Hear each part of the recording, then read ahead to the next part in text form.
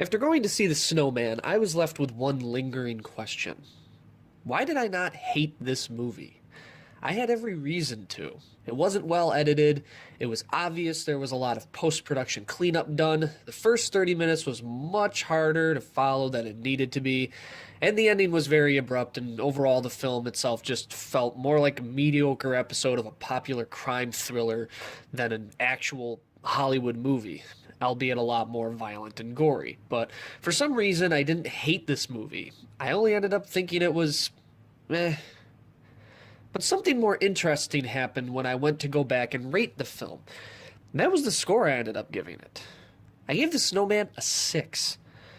And it caused me to think back to another film that I had felt that very same feeling about as well. Boyhood. You see, this is absurd in my mind, that I could have one film that was destroyed by critics, and another that had been heralded as a modern masterpiece, and both of them felt worthy of practically the same exact score.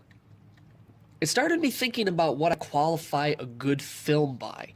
Usually a combination of some sort of technical achievement and entertainment value, but if that's the case, then both of these films have scored the same for me by managing to be the polar opposites of each other. The Snowman, for example, is technically very fragmented. It has moments of greatness, some well-shot scenes, an awesome cast at its disposal, but it totally falls flat, is short on thrillers, and overall lacks much more than visual eye candy. However, the film, again, did mildly entertain me once it found a way to manage to sink its hooks in me. I mean, Boyhood, on the other hand, it chooses to get you invested in itself on all the technical levels due to its production and its background rather than any real plot points, character development, or meaningful scenes. In case you'd never seen Boyhood, it's the coming-of-age story of a young boy, which I believe was filmed over a 12-year period that resulted in Richard Linklater getting a lot of Oscar attention, which, of course, in my mind was very well-deserved because I love most of Linklater's films.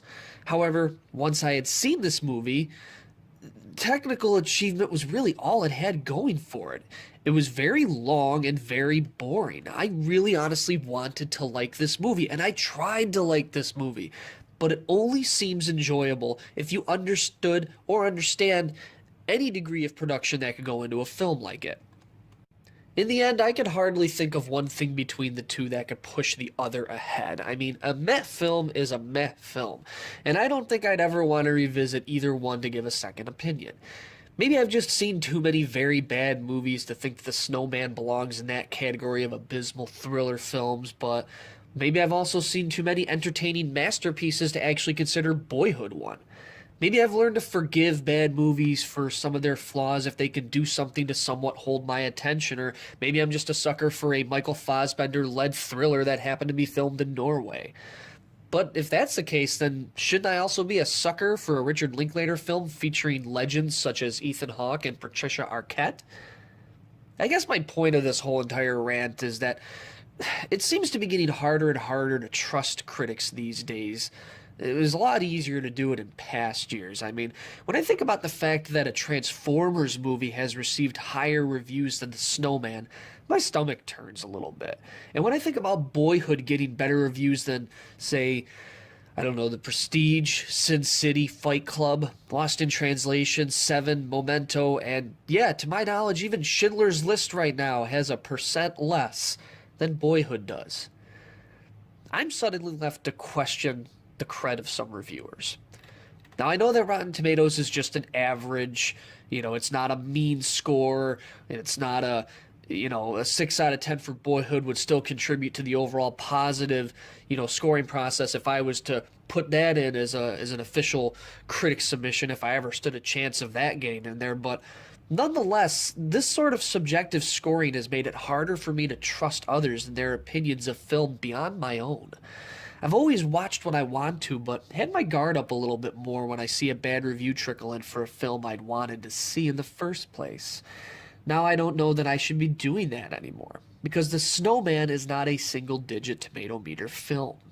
It's like Regression with Emma Watson and Ethan Hawke. If you've ever seen that film, there exists so much worse than Regression out there. It's at like an 8%. Maybe it had something to do with the sheer amount of disappointment behind the Snowman that caused such bad reviews to seep out, but I'm not one to believe letting my emotions toil when the review makes me more professional, and, getting too much of myself involved in it cheapens the whole process when it's read.